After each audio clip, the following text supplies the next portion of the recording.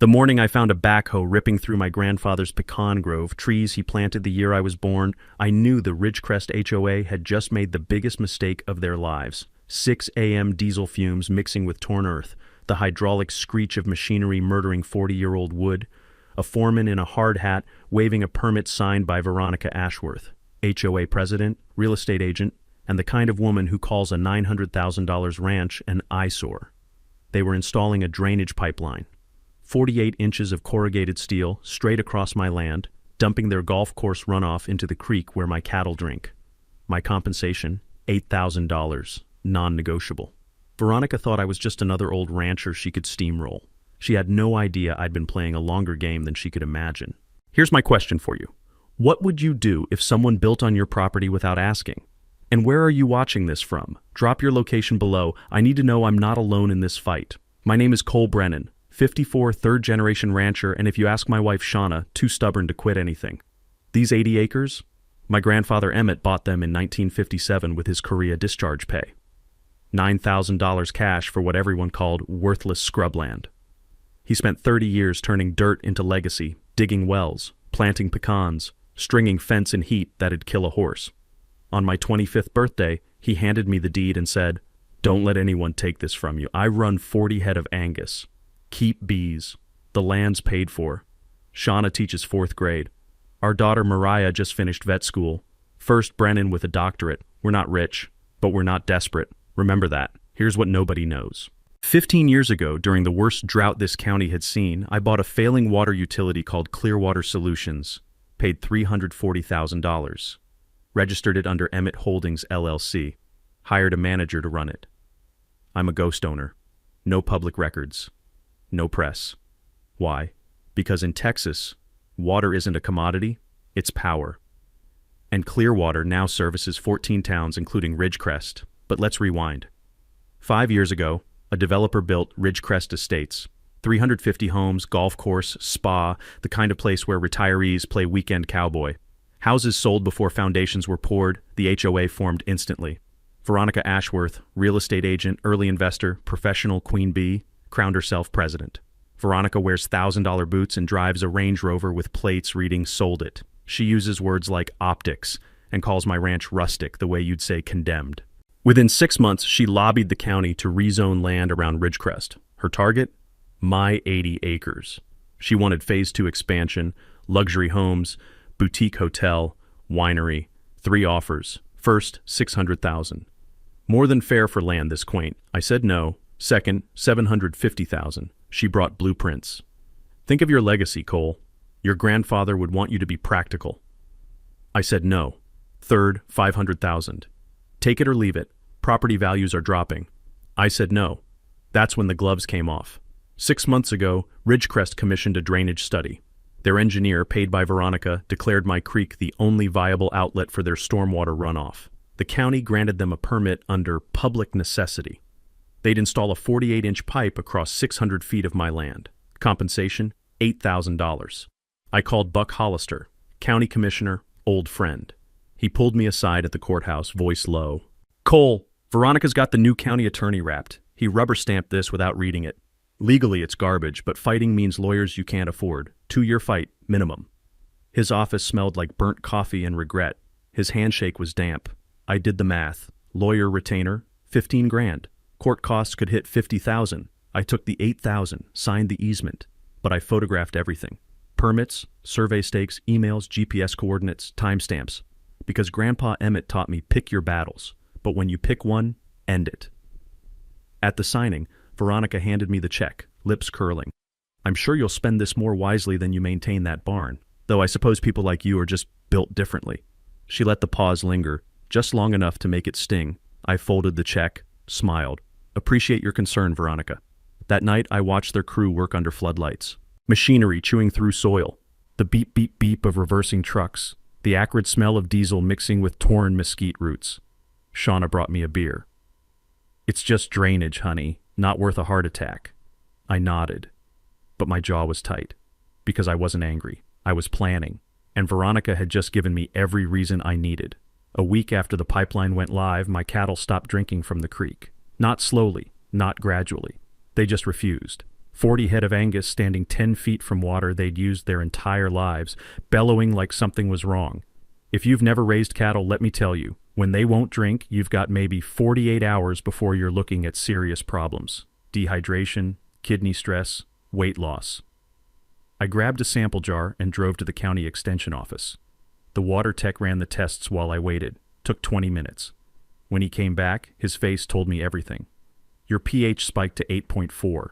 Should be neutral, around 7, silt content is 4 times normal, and you've got traces of diesel, concrete leachate, and something that looks like fertilizer runoff. He pushed the printout across the desk. This water's been contaminated recently. You have construction upstream? I had construction all right. 600 feet of brand new HOA drainage pipe dumping straight into my creek. I called the Ridgecrest office. The secretary, some teenager who sounded like she was filing her nails, said, "Not our problem. Your cattle, your issue." Click. So much for customer service. I half expected her to charge me for the phone call. I drove to the Ridgecrest clubhouse. Marble floors, crystal chandelier that probably cost more than my truck. Air conditioning set so cold I could see my breath. The lobby smelled like synthetic lemon cleaner and fresh paint, that chemical sweetness that makes your teeth ache. Elevator music looped the same 8-bar piano riff. I sat on a leather couch that was more art than furniture and waited and waited. Veronica kept me there 40 minutes. I watched 3 residents walk past, giving me looks like I'd tracked manure on their precious carpet. My boots were clean, by the way. I'd checked. Finally, her assistant appeared. "Miss Ashworth can see you now." Veronica sat behind a glass desk in an office with floor-to-ceiling windows overlooking the golf course. She didn't stand, didn't offer her hand, just checked her watch like I was already stealing her time.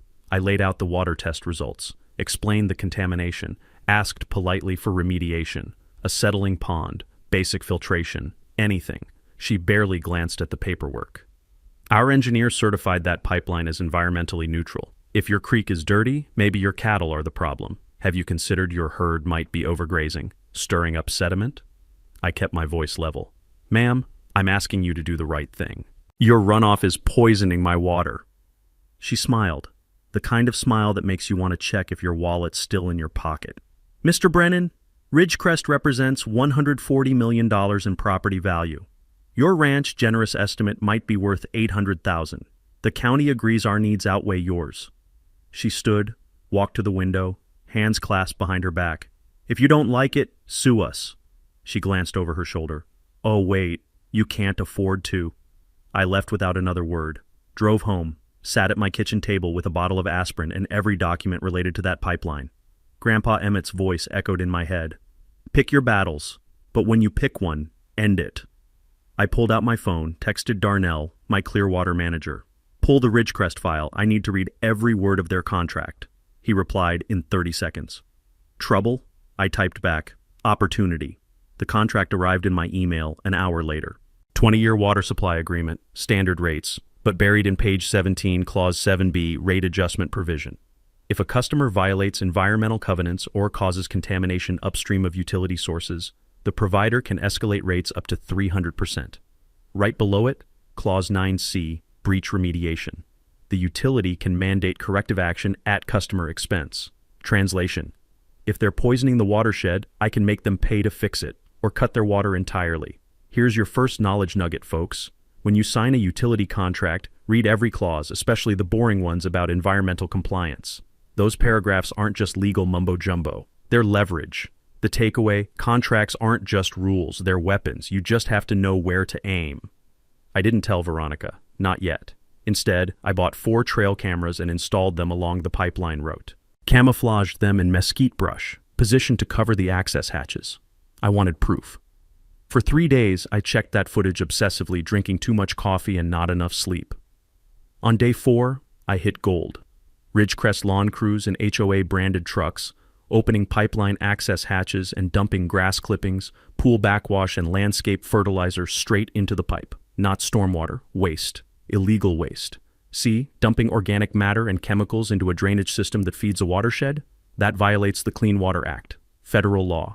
The kind of violation that brings EPA fines starting at $10,000 per day. I had timestamps, faces, license plates. I downloaded everything, backed it up in 3 places, and started a new folder, evidence. That night, Shauna found me at the kitchen table. Photos spread like a crime scene investigation. Cold coffee. She asked what I was doing. I said due diligence. She knows that tone. I'm not stewing, I'm plotting. 2 weeks later, every mailbox in Ridgecrest received a glossy newsletter. Full color, professional layout, the kind of publication that costs real money to print. Front page headline, 48-point font, local landowners neglect threatens community water quality. Byline, Veronica Ashworth, HOA president. I found my copy wedged in the screen door. The paper was thick, expensive stock. The smell of fresh ink made my stomach turn. The article was a masterpiece of careful lies. Claimed my rundown ranch was leaching manure into the shared watershed, cited anonymous complaints about overwhelming odors and rodent infestations, suggested my cattle operation endangered Ridgecrest's children. Center page, a photo of my barn, unflattering angle, peeling paint highlighted, taken from the public road with a telephoto lens. Caption, unmaintained structures raise questions about owners' commitment to community standards. My hands were shaking by the time I finished reading. Not from fear, from the kind of cold anger that makes you see clearly. My daughter called an hour later, voice breaking. Dad, someone left this on my apartment door. There's a handwritten note that says, your dad is poisoning our kids. Mariah's 26, just graduated vet school. She's got enough stress without becoming collateral damage in Veronica's war. I told her to ignore it, told her I'd handle it, but my jaw was clenched so tight I thought I'd crack a molar. Then Shauna came home from school, pale as I'd ever seen her. My principal got an email, CC'd to the entire school board. Someone's questioning whether a teacher married to a documented polluter should be influencing young minds. She dropped her bag on the counter. Cole, they're coming after my job. The hate mail started the next day. 2 anonymous letters. One calling me white trash poisoning good people's water. The other threatening a class action lawsuit. The paper gave me paper cuts. The envelopes tasted like spite and discount glue. I stopped going to the feed store during peak hours, too many dirty looks. One guy I'd known for 15 years crossed the street to avoid me. Small-town rumors spread faster than a summer brush fire. So I hired an independent environmental consultant named Derek, $1,200. Derek was mid-30s, PhD in hydrology, and the kind of guy who wore Birkenstocks to industrial sites and didn't care what anyone thought.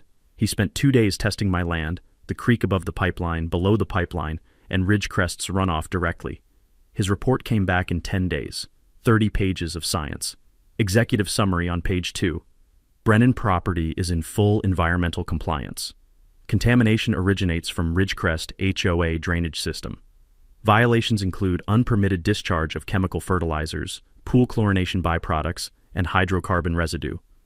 This constitutes a Clean Water Act violation under Section 402. I made 6 copies, sent them certified mail to Veronica, County Environmental Office, State EPA, and Buck. Attached an invoice, $1,200 for the study, $8,000 for the original easement payment, $4,500 in vet bills for cattle stress and dehydration. Total, $13,700. Due in 30 days. I imagined Veronica opening that envelope. The thought made me smile. Her response? Silence. Not a call, not an email. Instead, 10 days later, a county zoning inspector showed up. Kid couldn't have been 25. Kept apologizing. Sir, I have to follow up on a complaint that your cattle head count exceeds permitted limits. I showed him my records. Bills of sale, vet certificates, grazing permits, everything organized in 3-ring binders because I'm not an idiot. He checked his clipboard, checked my numbers, looked like he wanted to disappear.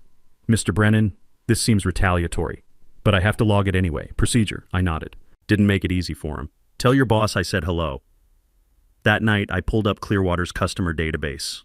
Ridgecrest's water usage history for 5 years. And there it was, beautiful as a sunrise. The HOA was using 18% more water than their contracted allocation, every month, for 2 years. Here's how that math works. They're contracted for 500,000 gallons monthly. 18% over means they're using 90,000 extra gallons each month. At $9 per 1,000 gallons, that's $810 monthly in overage fees. Times 24 months equals $19,440. Add late fees, and we're at $23,000. Never invoiced because Darnell hadn't caught it. Honest oversight, expensive one though, for them. I called Darnell. Send the bill, certified mail, due in 15 days. He hesitated. Boss, this'll make waves. I said good, I hope they choke on them. Here's knowledge nugget number 2. Utility contracts have overage clauses that most people never read and most utilities never enforce. But when you need leverage, those forgotten fees become a sledgehammer. The takeaway, your enemy's sloppiness is your ammunition. Document everything, invoice everything, make them pay for every mistake. Shauna asked if I'd reveal I owned Clearwater. I smiled. Not yet. Let them panic first. Rufus barked at the mailman, delivering another wave of hate mail. I scratched his ears. Yeah, buddy, nobody likes bills. I woke at 3 a.m. to the sound of a truck engine idling on my property. Not close to the house, maybe quarter-mile out near the pipeline easement. The bedroom was dark as a cave, air conditioning humming, and for a second I thought I'd dreamed it. Then I heard gravel crunching under tires. I grabbed my flashlight and shotgun. Didn't load it. The sound of a pump action racking a shell is usually enough to make people reconsider their choices. Shauna stirred. What's wrong? I said stay inside, and slipped out into air so thick and hot it felt like breathing through a wet towel. The truck was gone by the time I got there, but the damage wasn't. 50 feet of barbed wire fence cut clean. 3 posts knocked over. Wire snipped in 6 places with bolt cutters, the kind of precise cuts that said someone knew what they were doing. My cattle had wandered through the gap onto Ridgecrest's unfenced golf course, probably thinking they'd found bovine paradise. That grass gets watered twice a day. Can't say I blamed them. I was herding them back when headlights appeared. Ridgecrest security guard in a golf cart, radio already in hand. He'd called the sheriff before saying hello. The deputy arrived, wrote his report with the enthusiasm of a man filling out tax forms. Livestock at large, $500 fine, Mr. Brennan. I showed him the cut fence, the fresh tire tracks in mud, treads that didn't match anything I owned. He took photos, nodded slowly. File a counter-report for vandalism, but without witnesses. He trailed off. We both knew how this worked. I'd be paying that fine. I spent the next morning repairing fence in 90-degree heat. T-posts, wire, sweat-soaked shirt sticking to my back, thinking about Grandpa Emmett's line. A man who'll cut your fence will cut your throat given the chance. Time to stop playing defense. I called Buck first. He met me at a diner off the highway, slid into the booth looking like he'd aged 5 years. Cole, Veronica's lobbying for eminent domain. She wants the county to seize your land for public safety, then lease it to the HOA for golf expansion. He stirred coffee he wasn't drinking. I voted against it twice, but she's not stopping. Next I called Darnell. Pull everything on Ridgecrest. Every permit, every connection, every tap, full audit. He delivered in 48 hours. 17 unpermitted fire hydrants. Now here's why that matters. Every hydrant is a direct connection to the municipal water system. Installing one without approval is like splicing into your neighbor's electrical panel. It's theft. It affects system pressure for everyone, and in Texas, it's a $2,500 fine per hydrant. Multiply that out, and Ridgecrest was looking at over $40,000 in penalties. Plus 2 unpermitted irrigation wells drilled straight into the aquifer that feeds Clearwater's system. That's not a fine. That's a felony. State water rights violation. Then I called Luz Fuentes, Shauna's college friend, environmental and water law attorney. I laid out everything. She listened without interrupting. When I finished, she made a sound like a card shark spotting a drunk tourist. Cole, this is a Clean Water Act slam dunk plus contract fraud. I'll take it pro bono for the publicity alone. My only question is, how far are you willing to go? I didn't hesitate. As far as it takes to make sure they never do this to anyone else. Here's knowledge nugget number 3. There's a legal concept called anticipatory breach. You don't have to wait for someone to destroy you completely before you act. If their pattern of behavior shows they're going to violate a contract, you can terminate it now. Ridgecrest's contamination, unpaid overages, and illegal infrastructure proved they were bad faith actors. The takeaway? Don't wait for your enemy to finish the job. Strike when you see the pattern. Last, I called Tommy Vickers. Retired hydro engineer 72, designed Clearwater's original infrastructure. He walked my property, did measurements, scratched numbers on a notepad held together with duct tape. His verdict? That pipe's undersized by half. Think of it like a garden hose trying to drain a swimming pool. Next big rain, you'll have a flood that'll carve a canyon through your pasture. They saved maybe 50 grand on materials. It'll cost you 200 in damages. That weekend, me, Tommy, Buck, and 3 neighboring ranchers built a bypass system. 6 grand in PVC and gravel. Diverted clean spring water to troughs, isolated the cattle from contaminated creek. July heat that made your vision swim. Shirts soaked through by 9 a.m., the satisfying thunk of a post driver hitting caliche. Cold Shiner Bock from an ice chest at sunset. One rancher, old guy named Chet, wiped his forehead and said, "This is what HOAs don't understand. Out here we don't need bylaws, we've got each other." The plan crystallized. Luce files lawsuit. Darnell sends Clearwater's termination notice. I leak everything to Rita at the Gazette. 3 strikes. 1 week. That night on the porch, Shauna brought lemonade. "You're enjoying this," I grinned. "I'm winning it." The notice landed on Veronica's desk 3 days later. Certified mail. Return receipt requested. Clearwater Solutions LLC official letterhead. I wasn't there to see her face, but Darnell gave me the play-by-play later. Apparently she opened it during a board meeting. 5 board members present. 3 of them rubber stamps who'd vote yes if Veronica said the sky was plaid. 2 skeptics, including Glenn Pritchard, retired civil engineer who'd been raising questions about HOA finances for months. The letter was 3 pages. Legal language, professional, cold. Page 1 detailed $23,000 in water overage fees due immediately. Page 2 listed 17 unpermitted fire hydrant connections at $2,500 per violation, totaling $42,500 in fines. Page 3 was the hammer. 2 unpermitted irrigation wells constituted breach of contract and criminal violation of state water rights law. Clearwater was obligated to report them to the Texas Commission on Environmental Quality. 30 days to cap the wells, pay all outstanding fees and penalties, or face immediate water service termination. Glenn spoke first, according to Darnell's source on the board. How did they suddenly notice all this? Veronica's face had gone the color of old newspaper. "This is harassment. That hillbilly rancher must have complained to them." Here's something most people don't know about water utilities. When you drill an unpermitted well into an aquifer that supplies a municipal system, you're not just stealing water. You're potentially contaminating the entire system. One bad well can poison thousands of people. That's why it's a felony in most states. Texas will levy $10,000 per day in fines once they're notified. And the utility has a legal duty to report it, not just for the money, but for public safety. The takeaway? Infrastructure violations aren't paperwork problems. They're criminal liability waiting to happen. Veronica called an emergency meeting with her lawyer, Bradley Finch. Slick guy, mid-40s, the kind of attorney who wears cufflinks that cost more than most people's car payments. Finch read the notice twice. Didn't say anything the first time through. The second time, he set it down carefully, like it might explode. "This is serious. If Clearwater terminates your water service, your property values crater overnight. No water means no certificates of occupancy for Phase 2. You can't sell homes that can't legally be inhabited." Veronica leaned forward. "Can we sue them?" Finch almost laughed. "For what? Enforcing their contract? You're in clear violation on multiple counts. We're not victims here. We're defendants waiting for the lawsuit." She tried another angle. "Find out who owns Clearwater. Maybe we can negotiate directly." Finch nodded, started making calls. By end of business, he'd hit a brick wall. "It's registered to Emmett Holdings LLC, private company. No public ownership records. I can't find the principals." Veronica's voice went tight. "Then we pay the fines and move on." Finch shook his head. "It's $65,000 just for the hydrants and overage. The wells are criminal charges. The state's involved now. This isn't a checkbook problem anymore." Back at the ranch, Darnell called to update me. "They're panicking. Finch has been calling every contact he has trying to find out who owns us." I smiled. "Told Darnell if they ask directly, give them the holding company name, Emmett Holdings LLC, nothing more." He chuckled.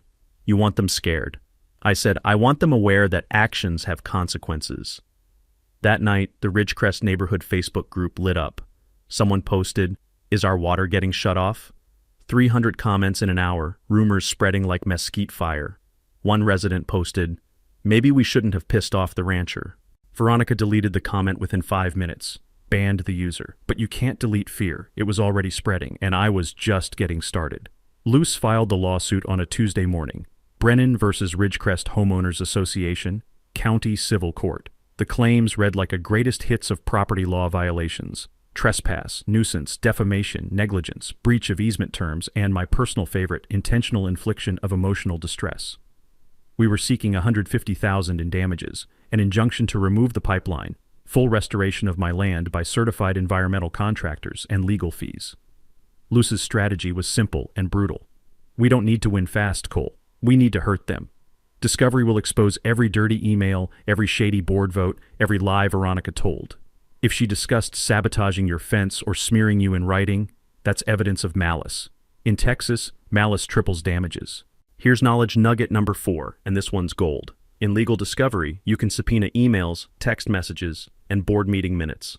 Most people don't realize their casual texts and angry emails become evidence. Delete them? That's spoliation, which makes judges very angry. The takeaway? Your enemy's digital trail is your smoking gun. They can't help but document their own crimes. While Luce handled the legal assault, I met with Rita Sandoval at the Cibolo County Gazette. Rita's been editor for 20 years, seen this county transform from cattle ranches to golf courses, and she's not happy about it. Her office smelled like old coffee and printer ink. Stacks of newspapers dating back decades lined the walls like historical evidence. I laid out everything. Photos of cut fence, water test results, timeline of Veronica's offers and threats, copies of the threatening letters. She listened, took notes in shorthand that looked like Egyptian hieroglyphics, then leaned back in her chair. This is front page, Cole, but I need one thing. Proof the HOA knew they were contaminating your water and didn't care. Something undeniable. I pulled out my phone, showed her the trail camera footage. HOA landscaping supervisor, clear as day, directing his crew to dump grass clippings into a pipeline access hatch. Audio captured. Just dump it. Nobody checks this thing. Rita watched it twice. The second time, she was smiling. How soon can you send me this file? That afternoon, Tommy Vickers came by the ranch with his engineering report. 15 pages of technical analysis, flow calculations, structural assessments, all boiling down to one conclusion. The pipeline was a disaster waiting to happen, and when it failed, I'd have legal proof of negligence. But waiting for failure meant my cattle would suffer. Tommy proposed a solution. We'd already built the bypass for $6,000. For another $12,000, we could install monitoring equipment, flow sensors, water quality meters, real-time data logging. When that pipe fails, and it will, you'll have time-stamped evidence of exactly what went wrong and when. No he said, she said, just data. I wrote the check. Sometimes you spend money to make a point that's worth more than money. Next, Buck pulled county records on Veronica's personal finances. All public information, property tax records, court filings, nothing illegal about looking. What we found was beautiful. Veronica owned 4 investment properties in Ridgecrest, all mortgaged at 90% loan to value. She was leveraged to her eyeballs. If property values dropped, say, because of a water crisis, she'd be underwater on all 4 properties. Her entire net worth was tied to Ridgecrest, staying valuable. One resident posted online, "Our property values are going to tank if we lose water." He wasn't wrong, and Veronica knew it. Her empire was a house of cards built on maintaining the illusion that Ridgecrest was a desirable place to live. Here's knowledge nugget number 5. In Texas, HOA assessments are called super liens. If homeowners don't pay, the HOA can foreclose on their property, jumping ahead of even the mortgage company. But here's the catch. If the HOA itself becomes insolvent, it can't enforce collections. It's a beautiful paradox. The more Veronica needed money, the less power she had to get it. The takeaway? Financial leverage works both ways. Sometimes the best weapon is showing your enemy how close they are to collapse. The pieces were falling into place. Luce had the lawsuit filed. Discovery requests submitted. Rita had her story ready to publish. Darnell had Clearwater's termination notice drafted, waiting for day 31. Tommy's monitoring equipment was installed and logging data. And I had a folder 3 inches thick of evidence that would bury Veronica in any courtroom in the state. Late one night, Shauna found me at the kitchen table, surrounded by spreadsheets and legal documents. The laptop glow made the room feel like a war room, which I suppose it was. She set down a cup of tea I hadn't asked for but needed. "You're going to give yourself a heart attack." I looked up. "I'm going to give her one." Shauna smiled, the kind of smile that reminded me why I married her. "Then make sure she sees it coming." I grinned. That was the plan exactly. Veronica thought she could bully a rancher. She forgot that ranchers are patient. We plant seeds and wait for harvest. And her harvest was about to come due. The Gazette hit doorsteps on Thursday morning. Front page, above the fold, HOA's pipeline problem, rancher fights back. Rita's article was surgical. She laid out the timeline. Veronica's 3 lowball offers, the rushed permit, the contaminated water, Derek's environmental report, and right there, center page, a screenshot from my trail camera footage showing an HOA employee dumping waste into the pipeline. Faces blurred for legal reasons, but the HOA logo on the truck was crystal clear. By noon, the newspaper's website had crashed from traffic. By evening, Rita called to tell me letters to the editor were running 20-1 in my favor. The Ridgecrest Facebook group turned into a war zone, homeowners demanding Veronica's resignation, others defending her, claiming I was an opportunist. One comment thread got so heated the moderator shut it down. But you can't shut down anger once it's lit. Veronica responded with a counterattack that showed how desperate she'd become. First, she placed a full-page ad in Texas Living magazine, one of those glossy publications that rich people leave on coffee tables to prove they're cultured. The article was titled, "The Truth About Rural Neglect," and painted me as a greedy opportunist exploiting technicalities to extort a community of hardworking families. It was a masterpiece of spin, almost made me sound like the villain. Must have cost her $15,000 for the placement. Money she didn't have based on Buck's financial research. 2 days later, she showed up at my ranch unannounced. Drove right up to the barn where I was fixing a tractor that had been giving me trouble since April. She stepped out of her Range Rover wearing heels that had no business on a ranch and carrying an envelope. "Cole, let's be reasonable." She handed me the envelope. Inside, a cashier's check for $50,000 and a typed settlement agreement. I'd drop the lawsuit, admit publicly that my cattle caused the contamination, and sign a statement saying the HOA acted in good faith. In exchange, $50,000 and they'd leave me alone. I set the envelope on the tractor hood, looked at her. "Get off my land," she tried to smile. "You're making enemies you can't afford, Cole." I picked up the torque wrench I'd been using, not as a threat, just went back to work. "I'm making a point. Now leave before I call the sheriff for trespassing." She left, but the harassment didn't stop. Anonymous flyers started appearing on windshields around town. Cole Brennan, extortionist or victim, with half-truths and distorted facts designed to muddy the water. Someone spray-painted "liar" on my mailbox. Shauna started getting hang-up calls at school, and then my daughter Mariah called, voice shaking. "Dad, I got a text from a blocked number. It says if you don't drop the lawsuit, they'll file a complaint with the state veterinary board claiming I falsified my licensing credentials." "Dad, I didn't. I worked so hard for that license." I told her to screenshot everything and send it to me. Then I called Luz. She listened, silent as I forwarded the messages. When I finished, her voice was cold as January steel. "Cole, that's witness intimidation. Federal felony. Screenshot everything and file a police report immediately. This is the kind of mistake that ends careers." I drove to the sheriff's office. Detective Ramirez, competent guy about my age, took my statement, looked at the messages. "This is serious, Mr. Brennan. Threatening professional licenses to influence a lawsuit. We'll open an investigation. I'll need to interview your daughter." He did. Mariah confirmed the hang-up calls, the threatening text. Ramirez got a warrant for phone records, started tracing the number. Meanwhile, I went silent. No interviews, no social media, no public statements. Let them think they'd rattled me. But quietly, behind the scenes, I was tightening the noose. Darnell prepared Clearwater's final termination notice, ready to send the second we hit day 31. Luce filed a motion to expedite discovery, citing the intimidation attempts. The judge granted it. We'd have access to HOA emails and board minutes within 2 weeks instead of 2 months. Tommy documented 3 new leaks in the pipeline after a moderate rain, exactly as he'd predicted. Water pooling in my pasture, muddy and chemical smelling. And I pulled every public record I could find on Veronica personally. Property records, court filings, tax liens. Turned out she'd been sued twice for breach of contract in real estate deals, settled both times. Her business partner from 5 years ago had filed a complaint with the State Real Estate Commission alleging fraud. Dismissed for lack of evidence, but the complaint was public record, pattern of behavior. Luce loved it. Late one night, 2 a.m., I was still working. Shauna came downstairs, found me surrounded by paper. "You're obsessing." I looked up. "I'm finishing what she started." Shauna poured herself a glass of water from the tap, clean water from our bypass system, then finish it fast. "I want my husband back." Late August brought what the Weather Service called a tropical disturbance.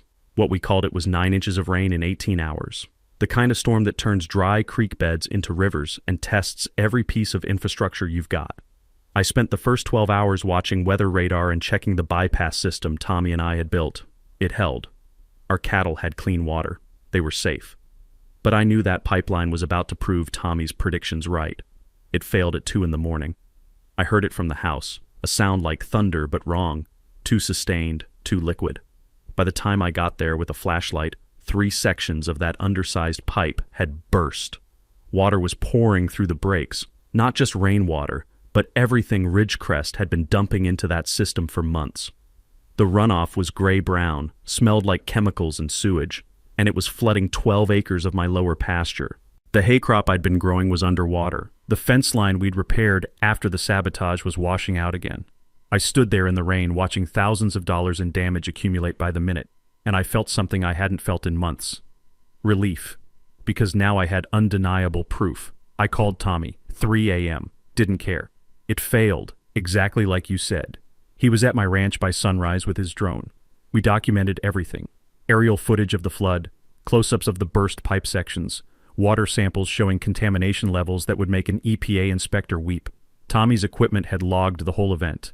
Timestamps, flow rates, pressure spikes, data that couldn't be argued with or spun. The damage assessment came in at $38,000. 12 acres of hay ruined, that's $8,000. Fence repairs, $3,000. Soil contamination requiring professional remediation, $15,000 estimated. Loss of pasture use for the next growing season, another $12,000. I documented every penny, but Ridgecrest was hurting worse.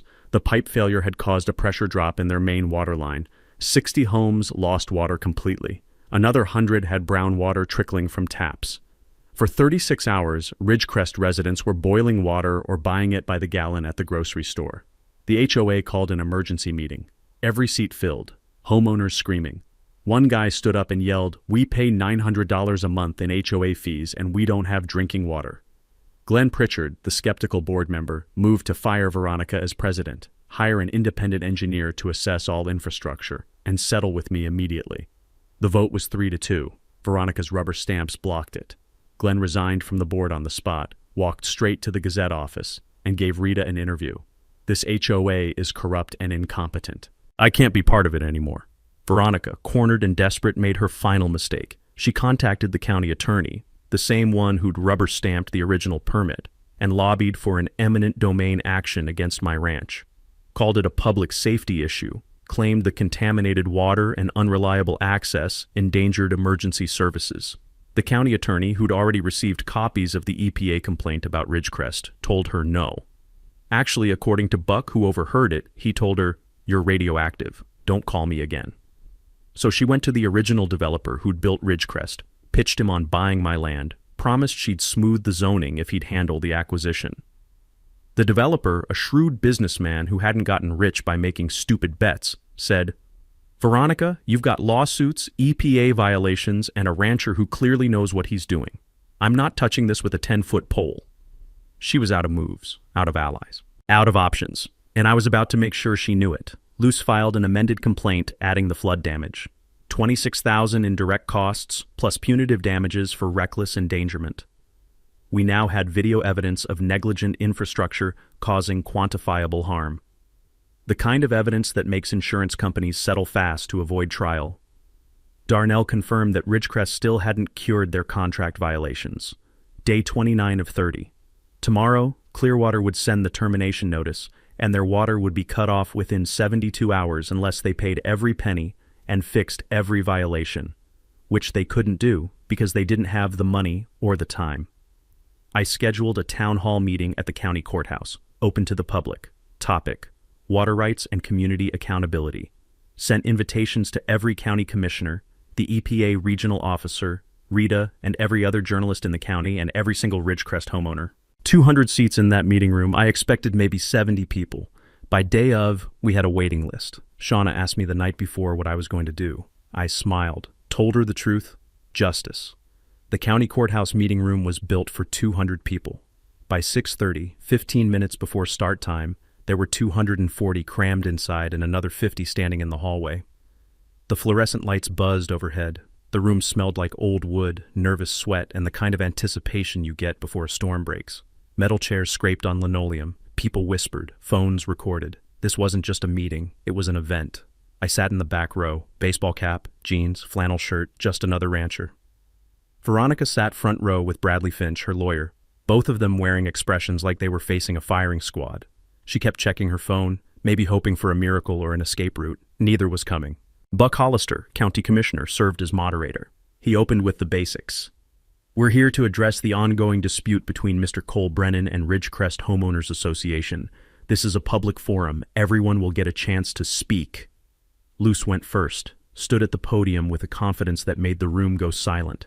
She presented my case like a prosecutor, timeline on a projector screen, photos of the cut fence, water test results showing contamination levels, video of HOA employees dumping waste into the pipeline, financial damages itemized down to the dollar. She introduced Tommy, who explained in plain English how the undersized pipeline was doomed from the start.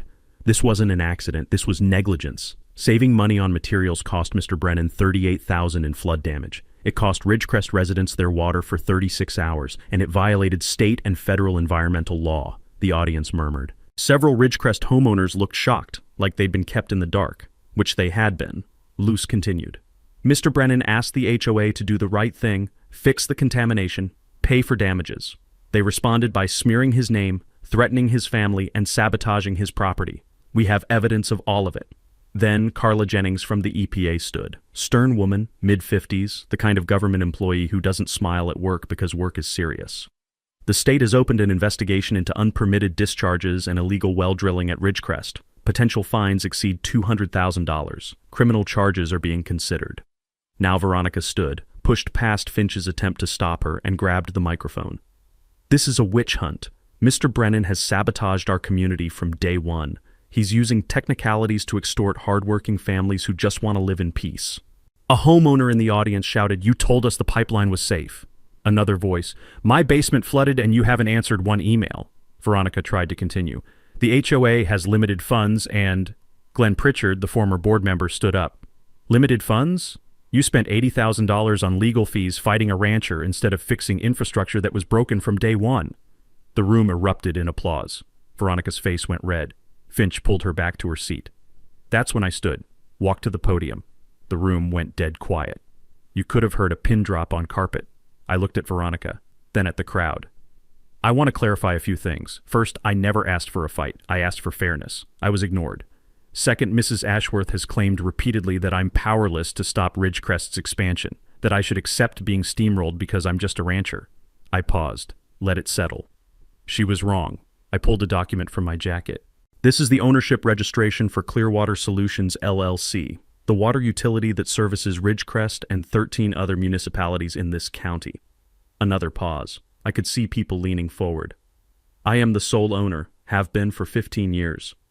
The room exploded. Gasps. Someone shouted, "Holy shit!"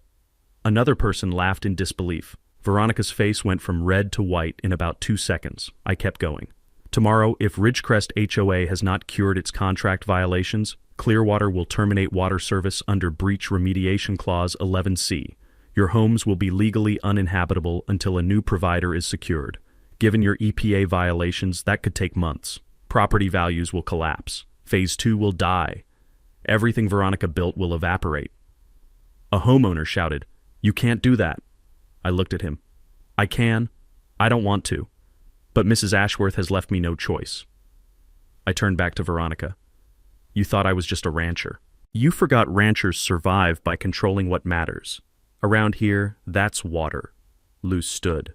However, Mr. Brennan is willing to negotiate a settlement. Terms, remove the pipeline, pay $100,000 in damages, Veronica Ashworth resigns, and the HOA agrees to a conservation easement protecting Mr. Brennan's land in perpetuity. I added one more thing. You have 12 hours. Veronica didn't say a word. She grabbed her purse and ran out of the room. Finch followed, already on his phone. The crowd erupted into chaos. Some people surrounded me, angry, grateful, confused.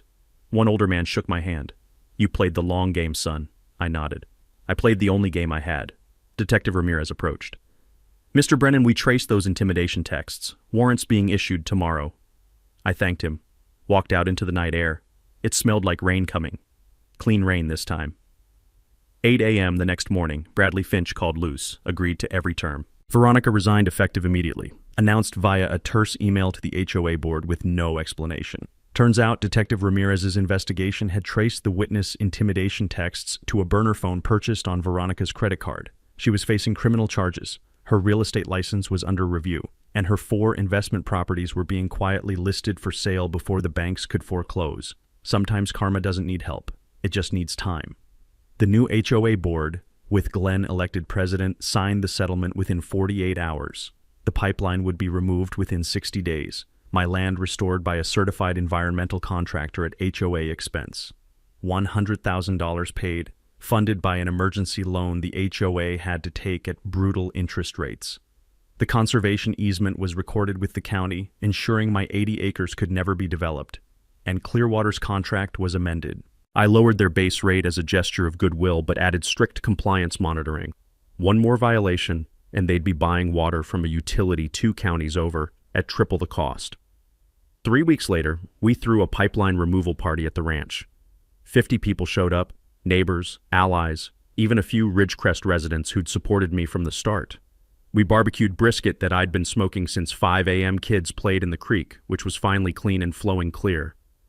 Rufus chased frisbees until he collapsed in the shade, tongue out, happier than he'd been in months. The smell of mesquite smoke mixed with Shauna's peach cobbler cooling on the picnic table. As the sun set, fireflies emerged, blinking like little sparks of victory. Mariah pulled me aside. "Dad, I got the lease signed, opening the clinic next month."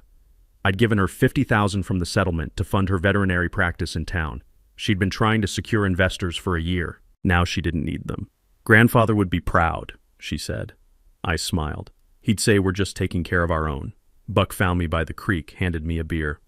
"You made enemies, Cole, but you made more friends." I looked around at the people on my land, eating my food, celebrating something that felt bigger than a lawsuit. "I just wanted to be left alone." Buck laughed. "Too late for that now. You're a folk hero. Rita's article got picked up statewide. I've had 3 other counties call asking about HOA oversight reform. The real victory came 2 months later. I established the Emmett Brennan Water Stewardship Fund with $25,000 from the settlement. It provides grants to small landowners facing HOA or developer overreach, funds water quality testing for rural communities, and supports conservation efforts. The first grant went to a young family whose irrigation rights were being challenged by a golf course expansion. Luce agreed to serve as pro bono legal advisor. Tommy handles the technical consulting. We're building something that'll outlast all of us. Here's what I learned, and I want you to remember this. When powerful people try to take what's yours, you have 2 choices. Roll over or fight smarter. Fighting smarter means documentation. Every photo. Every email. Every violation. Power protects itself with lawyers and money. You protect yourself with evidence and patience. And if you're lucky enough to control something they need, whether it's water or land or information, you use that leverage without apology. Not for revenge, for justice. The Ridgecrest HOA, under new leadership, approached me last spring about partnering on a creek restoration festival, annual event. Students from Shauna's school plant native grasses. Volunteers clear invasive species. The golf course reduced pesticide use by 60% and installed a rainwater capture system. We're not friends. We'll never be friends. But we're functional, and sometimes that's enough. I'm sitting on my porch right now, watching the sun drop behind the hills. Rufus is at my feet. Shauna brings out lemonade, sits beside me. "Any regrets?" I think about it. Smile. "Just one. Should have charged them interest." She laughs. "We watch my cattle graze in pasture that's mine, protected by law, forever. Some battles you win with fists, others with patience. This one, I won with water." Now, I've got a question for you. If you've ever fought an HOA nightmare, if you've ever stood up to someone who thought they had all the power, drop your story in the comments. I want to hear how you fought back. What worked? What didn't? Because the more we share these stories, the harder it gets for bullies to win. And if you believe in standing up to petty tyrants, hit that subscribe button. Next week, I'm telling you about the neighbor who tried to steal my water rights. Didn't know I'd been recording every conversation for 6 months. You're gonna love that one.